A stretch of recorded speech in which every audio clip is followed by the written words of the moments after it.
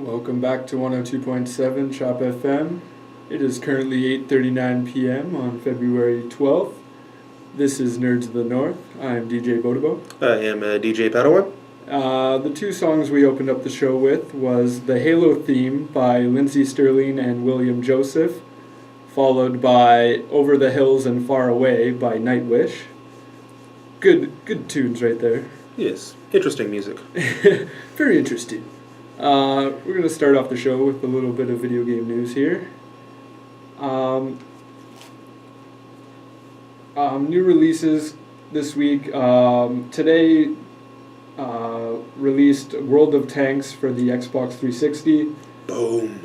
As I mentioned last week. There was a beta came out before the release. A total of 500,000 people played the beta. During its peak, 17,000 players were online at once playing. That's pretty good. They need some hefty servers for that, I would imagine. Also this week, there's, on February 13th, tomorrow, Far Cry Classic for the 360, which I'm guessing is Far Cry 1 re-releasing. One would assume so. Well, yeah, when you use Classic, you're definitely not releasing Far Cry 3. No, judging by the cover that I've seen, it is Far Cry 1. Okay. No Vaz on the cover? Yeah. Okay. February 14th, Dust Force is it's a 2D platformer game coming out for the PS3 and PlayStation Vita. Also on the 14th is some DLC for The Last of Us called Left Behind. Personally, I haven't played that game yet. I've heard great things about it. I know this DLC actually. There was a comic book that came out as well, which is the prequel to the DLC. Oh, okay. Because I know Gareth loves this game. I'm pretty sure his brother does as well. Some other news to come out today. Titanfall, the beta sign up is now open. And it is only open until the 14th, I believe. And that is when the beta is supposed to start. If you get accepted into the beta, you will be notified no later than the 17th. So you would think you would get notification before the beta starts, right? So yes. So there was kind of mixed. They didn't officially announce when the beta was going to start until today, I believe. They said it was the 14th. So maybe there's some mixed information there. So that should be good. I signed up. You can sign up for the PC and the Xbox One. To sign up for the PC, you need to have your Origin account. It's the first thing they ask you for when you sign up. For the Xbox One version, you just give your name, your email, and a couple other little details. Typical beta stuff. Yeah, typical beta stuff. Hopefully I at least get accepted into one of them. And this is going to be one to test our laptops out. Yeah, it'll push Skynet to the limit, that's for sure. Yeah, so I'm interested to see if I get accepted, and if so, what platform. Some other news, there was an Xbox One update news that I talked about last week. That update was supposed to be released today. It has been delayed until later on in the week, is what they said. So hopefully by Friday, maybe sometime during the weekend. Microsoft is known for doing updates throughout the weekend. Usually, well, I guess it could be Saturday or Sunday. Of course. Let's impact our prime gaming time with update. Yeah, update. You must update.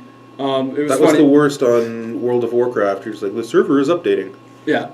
The only time that I have available to play and the server is updating. Yeah, that's great. That's no good. I noticed I was trying to stream a movie from my PC to my Xbox One, which is pretty easy. You just hit play. Like, you can do the same thing on the 360, but right when I went to do it, right when I went to go load the movie, it's just like, Xbox video requires update. I'm like, oh. So I had to sit there and wait for it to update. This is an interesting story. I kind of wanted to write this all down. A lot of you might have heard of the game Flappy Bird. It is. I think I know the news article that you were talking about. Yes, it's because I know of many people that have started playing this game, and I've seen a lot of those students here playing it. Yeah, I wouldn't be surprised. It is a Vietnamese developer that made the game. I believe it's just one guy. I think so, yeah. His name is Dong. I don't want to mess up his last name, so I won't even try. I don't know how long the game has been up, maybe for a couple weeks now, but he has decided to take down the game. As of right now, it is apparently not on the iOS store or. Oh, it was pulled earlier in the week. Yes, it was pulled, I believe, 2 days ago. I haven't checked personally to see it, but I would trust everybody that's said it so far. The developer says he took down the game. This is what he said. Flappy Birds was designed to play in a few minutes when you are relaxed, but it happened to become an addictive product. I think it has become a problem. To solve that problem, I've decided to take down the game. It's gone forever. And then there was, at first, when he mentioned he's taking down the game, that's pretty much all he said. And then he came out and said all this. Mm-hmm. There was rumors that he was making $50,000 a day just in advertising for the game. So, and he wouldn't confirm that, but this is what he said. He's like, I don't know the exact figure, but I know it's a lot. And then he also came out and said that this game was affecting his daily life. Like, stuff was changing that he didn't want to change. He still says that he still has other games available on the iOS platform and Google Play. This has opened his eyes more. He's still going to develop games. And then there was also talks that he may have been hassled by Nintendo. For the similarity over the green pipes? Yes, it's... there was claims that he became under legal pressure from Nintendo to take down the game due to the inclusion of familiar green pipes. I can't see that really being the case. He said no. I can see the addictive and aggressiveness of the game. Yes. Because I don't know what it is out there, but if you beat someone's score on something, yeah, that's heaven help you. Yeah. They get mad. So, and then since the game has been taken down, a website called Flappy Jam was set up to show support for the creator of the game. So basically, I don't know the whole premise of the website, but basically it's just other developers making somewhat similar titles based on the engine, I guess, like of using like a certain character to get through a level by like tapping the screen. So far there have been at least 50 games uploaded to the website so far. There's actually some pretty famous developers that have done so. Mm-hmm. Just I guess I don't see the point of that though. If the developer said that he's taking down the game because he thinks it's really too addictive and it's kind of ruining the whole experience that he thought it would bring, you're pretty much providing the same game to the same audience. I don't know. Like, I just find that kind of weird. Well, have you also seen now there's numerous listings up on eBay for iProducts with Flappy Bird installed? Yes, I seen that. I didn't read the article. It's like, seriously? I could picture certain people buying them, but it's such a small thing. Like, you might as well just go buy a remake. Have we gotten to this point with OS games that have now become so addictive where if a game leaves, we're willing to buy remnant pieces of tech that still have the game on it? Yeah. This is new. Usually you see this thing like 20, 30 years down the road. This is when you wake up and realize it's not time to go down the rabbit hole because you're already too far in. Yeah. See, that's the thing. Like, I find it really strange. Like, if I single-handedly developed a game that was making a lot of money, even just off of advertising alone, I don't remember if the game was free or if it was a 99-cent game. I would imagine it was a 99-cent game. Even then, with all those downloads, you're making decent money. But with that, like, I don't think I would personally be able to take down a game, even if I knew it was addictive. When you look at the other games like Candy Crush and many other games that probably offer in-game purchases and all that fancy stuff, there's There's way too many of those games. Like Candy Crush is one of the ones that I kind of find people going crazy for. I personally have never played it. I've never played Flappy Birds either. I actually thought about downloading it when I heard all these people on the internet talking about it, and then the next day I seen that it was going to get taken down, and I was like, should I get it now? Should I just get over it? Yeah. So I opted out. I did not download it. A lot of Sony news to talk about here. The new PlayStation Vita Slim is coming to North America in spring. They have not released a release date yet. Along with that, there's going to be a Borderlands 2 bundle. If you're wondering, the Vita Slim has 1 gigabyte memory. It is 20% slimmer. It is 15% lighter, but it switches the OLED screen with an LCD screen. Which does improve the battery life, but you really suffer on visuals as far as my opinion goes. Yes. As an owner of a Vita, the OLED screen is the reason I've got it, and everything that I do on that looks absolutely brilliant. Yeah. And then they also released some PlayStation Vita stats. 48% of all the Vita sales within the game store online are digital. So nearly half of the game sales on the online, or game sales in general, are digital. And there's nearly 1,000 games available on the digital store. And then also, there is, one in 3 Vita owners have a PS4, and then 250,000 of those have tried remote play. So that's quite a bit of people. If I honestly, I was thinking about getting a Vita before I even get a PS4, just to have it. I think it'd be cool. It's a good. That's the thing. When I think about buying a PS4, I kind of want to get a Vita now. It kind of just goes together really well.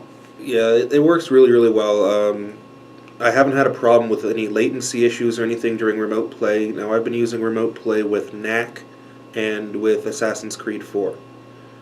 No real latency issues. I can move around my basement, no problem. I can go upstairs.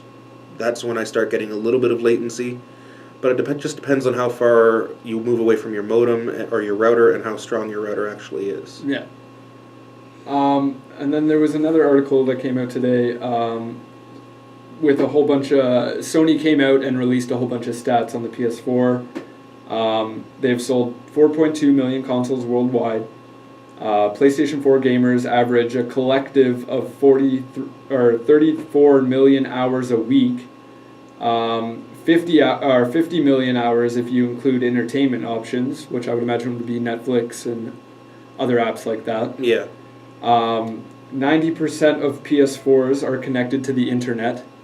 90%, and when you put that in perspective to the PS3, it took 3 years to get to 70%. Yeah. That's pretty epic. Well, people were buying it simply for a Blu-ray player, so Yes. they weren't putting it in an area where they would have internet. Yep, that's true. There has been gameplay and screenshots 48 million times. 1.7 million hours of streaming gameplay to Twitch or Ustream. 172 million hours played online total, collective. And PlayStation Plus subscriptions are up 90% since launch. So that's a pretty big jump right there. These are all really, really good numbers for the start of a console's life. Yeah, that's for sure. There was another article that I didn't write down. There's reports saying, or studies that are saying, that the PlayStation 4 and the Xbox One will easily break... Hit 100 million in their lifetime? Yes. Yeah. So I thought that was interesting. That's just kind of a study, I guess. And three different places that I've been to look for a PlayStation 4, if they manage to get them in, they're gone within 24 hours. Yep. And there's waiting lists everywhere to still try and get your hands on one. I was just down at Microplay this morning, and it's the one thing Tom said is I can't keep the PS4 in stock. Yeah. And he's managed to now. There is one Xbox One sitting on the shelf. For how long, I don't know. Yeah. I don't venture down there as often as I used to. But, if you can't keep the system in stock and people are constantly getting it, that's great. Now, I know the one thing they're having a difficult time with for PlayStation 4 is the camera. That camera is becoming very, very hard to get. Yeah. To the point where, have you seen the online ads for the camera? No. Like, you could buy the camera for $2,000. Oh, okay, that's a little. It's like, no. What are you doing? That's a little crazy. It's a $60 camera. Come on. In other kind of sales-related stuff, there was a report from the NPD group that says gamers have spent over $15 billion on game content in 2013. So that's everything, I believe, from consoles to DLC to games to physical peripherals and such. To avatar outfits. Yeah. just digital clothes. And that is $150 million more than last year. So not too big of a jump, but still like $150 million. That's quite a bit. But when you're talking about $15 billion, yeah, it's not really that much. In other sales, a game that I just love, Rust. I've talked about it many times already. Oh, are you talking about the Banhammer that came out? No. Okay. It has sold over 1 million units in its first month. Oh, that's good. That's I believe last week it was 750,000, so it kind of was expected. Yeah, I read a report where the Rust's banning engine for cheating had come through, and they've nailed over 2,000 accounts. Yeah. It's funny because my friend Tilt, he downloaded a hack for the game, and wah, wah, wah. Yeah, I haven't talked to him since, but maybe that's why. Last bit of news I got here. I don't mean to laugh. That is unfortunate, but you know what? Trust me, I would laugh at him. Don't cheat. Yeah. And this doesn't happen. He knows what's coming for him. Even if he hasn't got banned yet, I'm sure he will. Yes. You can't uninstall it fast enough. Yeah. He's just gonna try and uninstall everything and install it again. If you get imagine if you get banned, it's your Steam account. Like that would kind of honestly, it's going to come down to the point where that's what's going to end up having to happen. Yeah. You want to stop the people. That might even be how they do it. I'm not messing sure. up your games and everything like this. It's going to have to be more than you can't play for this month. Yeah. No. It's going to have to be something more. Yeah. So. The last bit of news. Microsoft, behind Sony on this one, has announced a new headset. This is a stereo headset to come out in March. Stereo. Yeah, it's a full-range game and chat audio headset. Mm-hmm. Will feature over-the-ear speakers, unidirectional microphone, and will ship with a detachable stereo headset adapter for straightforward access to the audio controls. This is going to retail for $80. It looks not too bad. I don't know if I'm going to go for this one. I just want a simple game chat wireless headset. Is that too much to ask? So I would imagine this is just going to be the first of many Microsoft products to come out for the Xbox One. Yeah, just wait for them to allow Mad Cats to get their hands in it, and then you'll get your headset. Well, and then they're going to be selling this adapter separately. If you already own a headset, I believe this is going to work for my Turtle Beach. Okay. So I'll be able to put on my Turtle Beach, have the 7.1, and have the game chat still work with the Xbox One. All right. So that's not too bad. I believe the adapter is going to retail for $15, I believe. Hopefully it's something small like that. Yes, because I wouldn't want to go too much farther than that. No, going too much farther than that's just going to be a pain. Yeah. Bring us into the break.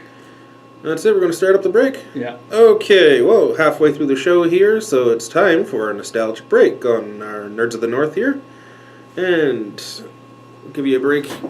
Starting off the nostalgic break here on 102.7 Shop FM. Yes, I know I'm stumbling over my words. Give me a break. We have a little bit of a crazy song here. This is coming straight out of the cartoons that I used to watch as a kid. It's technically qualifies as a cartoon, only it's not animated. Here is the theme song for Fraggle Rock.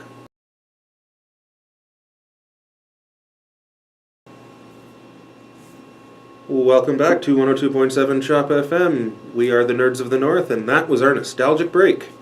So we started you off with the theme song to Fraggle Rock.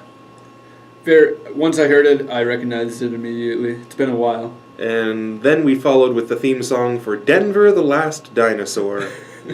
I think that one's a little old for me. Thank you. Thank you so much. After that was the theme song for the Teenage Mutant Ninja Turtles cartoon. And lastly, the strange little piece there at the end. This is the theme song for an anime called Neon Genesis Evangelion. It's actually one of the first anime that I got interested in watching, and also the first anime that I gave up and couldn't care less about anymore. It got way too pretentious and way too preachy. Is it like is it more of like a childish anime, or is it okay? That's all right. It's not a childish anime at all. With the topic matter that's going on, it's pretty much end of the world apocalypse, okay. Where angels are attacking, and it's weird. And 90% of the weirdness for the show comes from the fact that the director of the show had a nervous breakdown while they were producing the show, and they kept giving him a bigger budget. So he kept going crazier and crazier into what the show was doing. Oh my god. Anywho, it's time for some movie and entertainment news here. So, Fox has a new Batman-themed show coming out. Yes. Called Gotham. Well, they've released some additional info on some casting that they've just done. They've cast Robin Lord Taylor from The Walking Dead. Yep. As Oswald Cobblepot. Seems Do you happen to know the real name, like the alias for Oswald Cobblepot? I can't think of it right now. Okay, I was gonna... this is the Penguin. I was gonna say that, I wasn't too sure.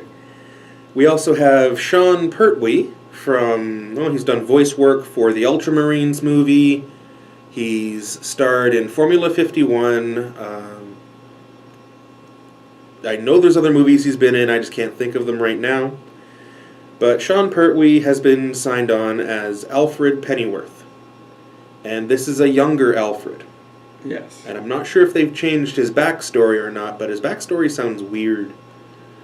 Like former Black Ops Marine who's now looking after Bruce Wayne. Kind of Comic book purists out there, if that's actually Alfred's real backstory, I apologize. I hadn't heard about that before. This just seems odd to me. It would kind of make sense, though. You kind of need somebody that kind of understands. Yeah. Well, it would explain why he's able to get amass such tech. Yeah. So fast. That's true. So when we went and saw Thor: The Dark World, yes, we had a special sneak peek of Captain America: The Winter Soldier. Yep. Well, they're doing something similar again. And this will be, if you go and see RoboCop in IMAX... Hopefully we do. I don't know if I want to go down to an IMAX theater. Oh, okay, maybe not IMAX then. Does it have to be IMAX? It has to be IMAX. Ah. And for that, I'm happy, because I don't want to see this.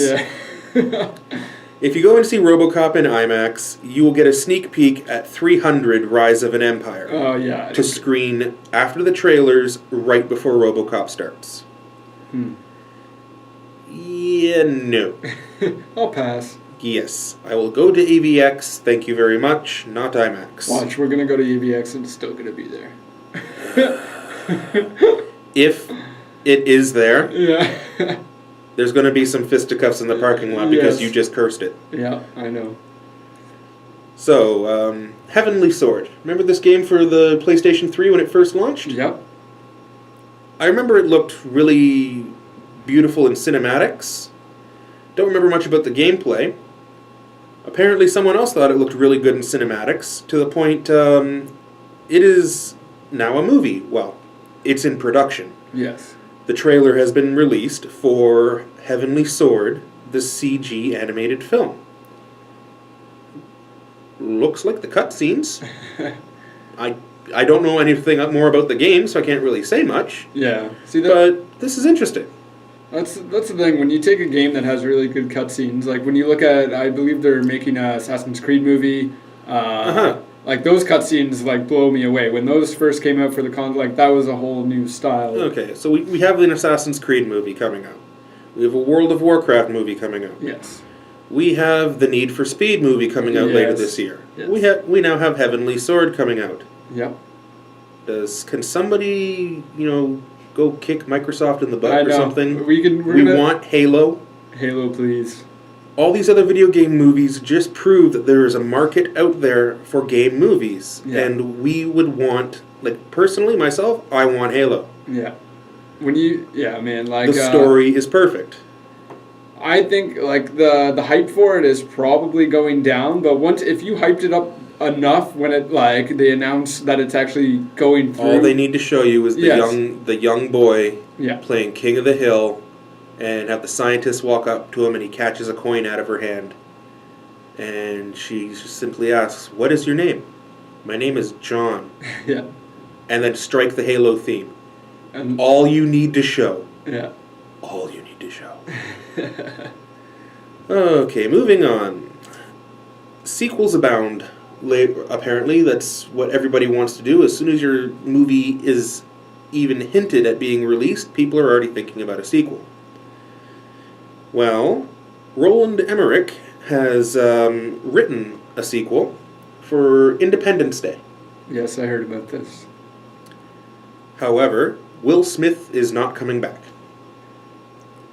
Will Smith tends to turn down a lot of things nowadays. He does. He does. I don't know. Maybe he's afraid of the backlash from After Earth. Maybe he's smart not to go into sequels too much. I don't know. See, this is a sequel that, if it's well written, I don't think could really hurt his career. So, who knows? It's a weird storyline to kind of go back into. Like, if What is two motherships this time show up? What's going to be going on here? It's kind of weird. Like, I don't understand the point of that. Yeah, I don't know. Now, you had mentioned to me earlier on in the day that you've placed an order for a couple of movies, and one of those was Gravity. Yes. And Gravity will be coming out next week. Yeah. I'm looking forward to that, and we do have some Gravity news here. Gravity has become the third film to cross the 100 million in IMAX theater box office mark. Yeah. That kind of blows me away, considering it's. There's not a lot of IMAX theaters out there. Yeah. They are a slightly higher price point. And, it's first come, first served, reserved seating. Yeah. So... And then compared to the other competition in that list, like amongst the... the top, it is now joined... Or it's now the third film to breach the 100 million, joining the likes of The Dark Knight Rises... Yeah. That's a big name title. And James Cameron's Avatar. Yeah, everybody knew those movies were coming. Oh, I knew Avatar was up there. Yeah. See, Gravity, I didn't really know was coming until I seen the previews on the TV. And even then, I looked at the previews on the TV and went, Yeah. And then we saw it in theaters and our response was, whoa. Yeah.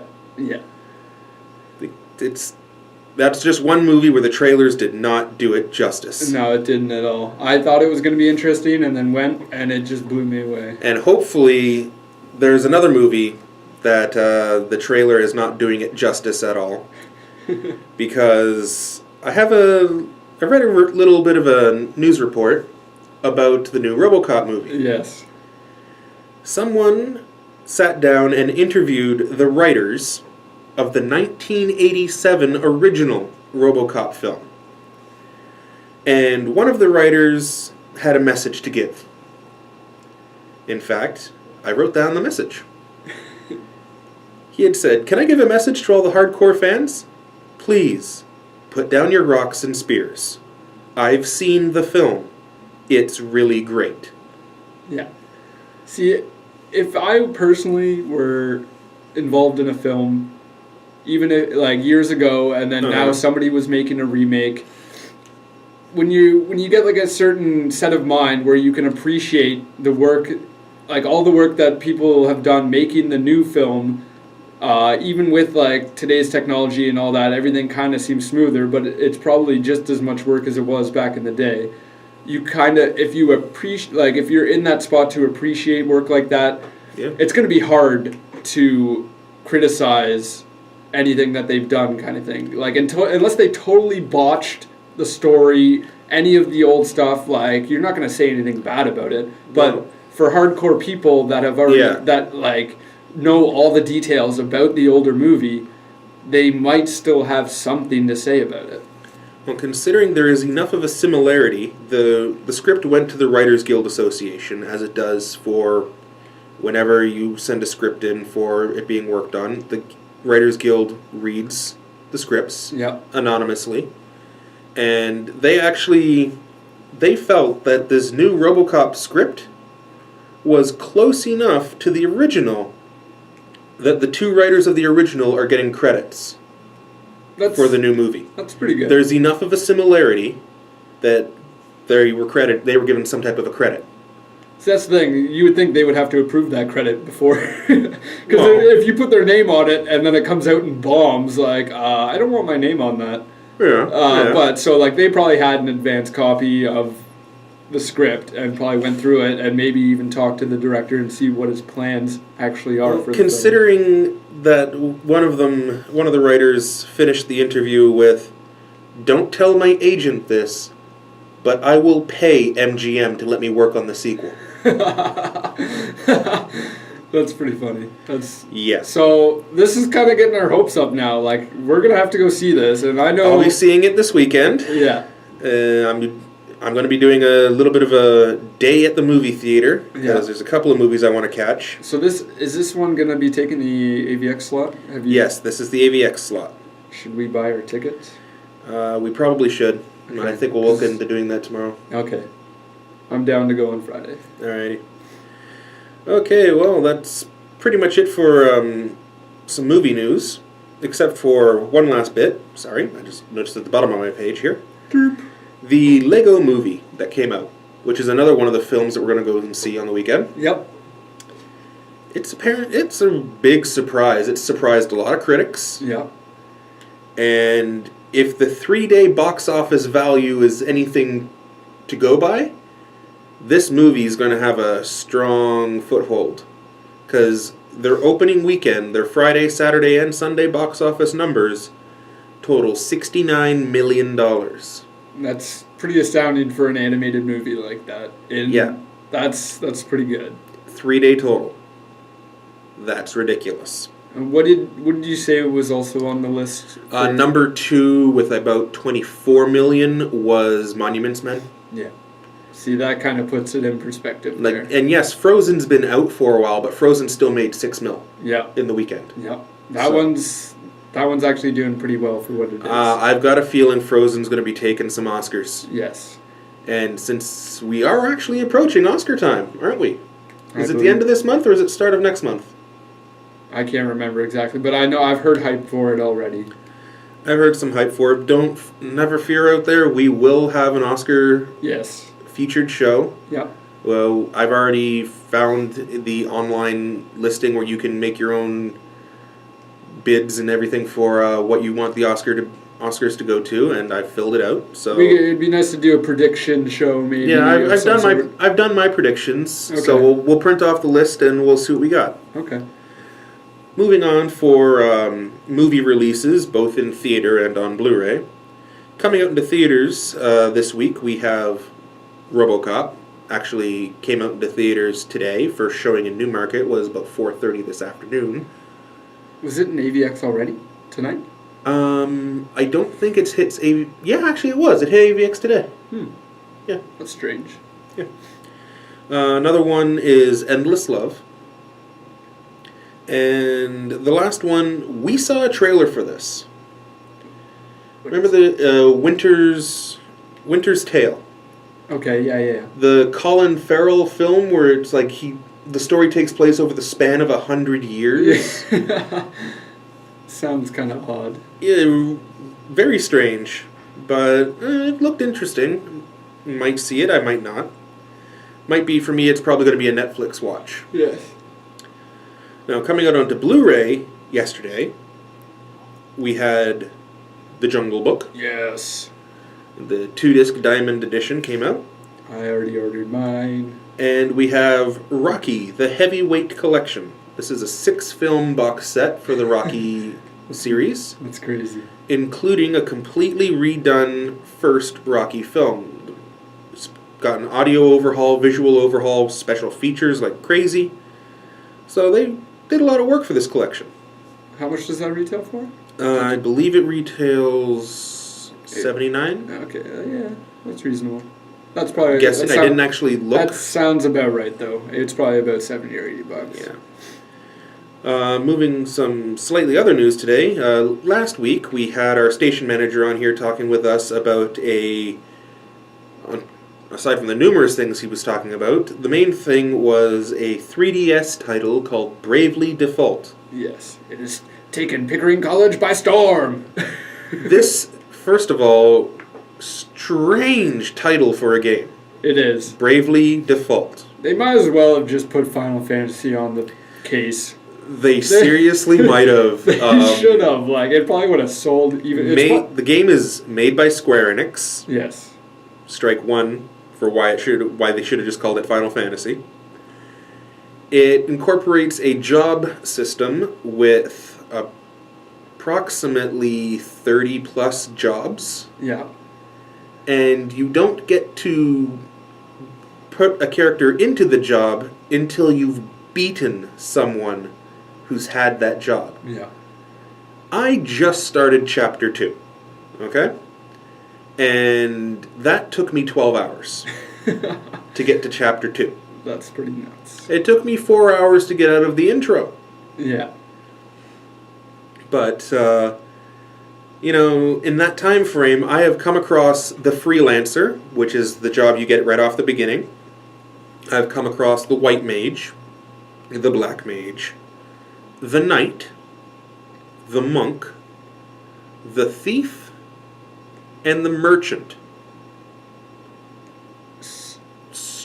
The Merchant is strange, but I've gotten really accustomed to how this game plays. I've really enjoyed the feel of it. You have a lot of micromanaging to do with your own town of Noriende, I believe is how you say the town. That's being rebuilt after a disaster. And I have to agree with what this game has been rated. IGN.com has rated this game as an 8.6. Yeah. That's pretty hefty for a 3DS title. There's a lot of voice work in this title as well. When you showed me the opening video, the opening video that requires you to use an AR code to start the opening video. Yeah. See, games need to do something like that more often. Like, it's kind of take use of the 3DS's camera and do something like that. And every time you ping somebody with Spot Pass, you can, if they've been playing the game, you get one of their characters with an ability that you can summon in as a special character. Yeah. You can send your own character out to other people. It's just an impressive game for a Final Fantasy setup. It's not even called Final Fantasy, but you know what? Who cares? This game, 100%, is Final Fantasy. Yeah. If you like Final Fantasy, pick up Bravely Default. Yes. You will not be disappointed. I think that's pretty much it for us for this week. Yep. Just sitting here, waiting for March the 4th. I want my South Park game. Yes. I have pre-ordered a limited edition copy of South Park and the Stick of Truth. Yes. I didn't know there was a limited edition until Kevin mentioned it to me. Yeah, I don't even remember. And only $20 more. Yep. So it's not too bad. I believe IGN is going to have a hands-on with it on Friday. Ooh, can't wait to see that. So there's probably going to be some gameplay. This game, I've seen the 10-minute teaser that was out there, and it looks like you're watching an episode of the show. Yes. That's what it needed to be, though. What comes with this kit, you get 4 in-game items, which are different themed costumes for your character to wear that will benefit you in-game. Like, one will boost your magic, one will make you stronger in a fight, one will make you more defensive. So you can tweak your character styling the way that you want with one of these costumes. You also get a cloth, hand-drawn map of South Park. I'm not expecting much, but whatever it is, Yeah. it's going to be funny. Oh yeah, for sure. And you get a 6-inch figurine of Cartman the Wizard.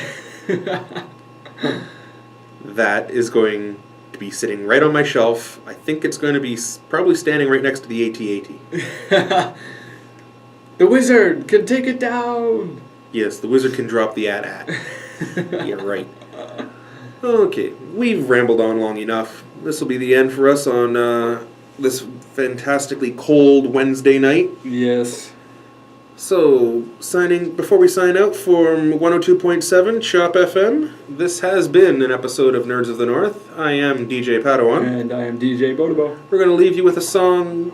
This song's from the Hobbit film, namely during the credits of the first Hobbit film, An Unexpected Journey. Here is Neil Finn with the song On the Lonely Mountain.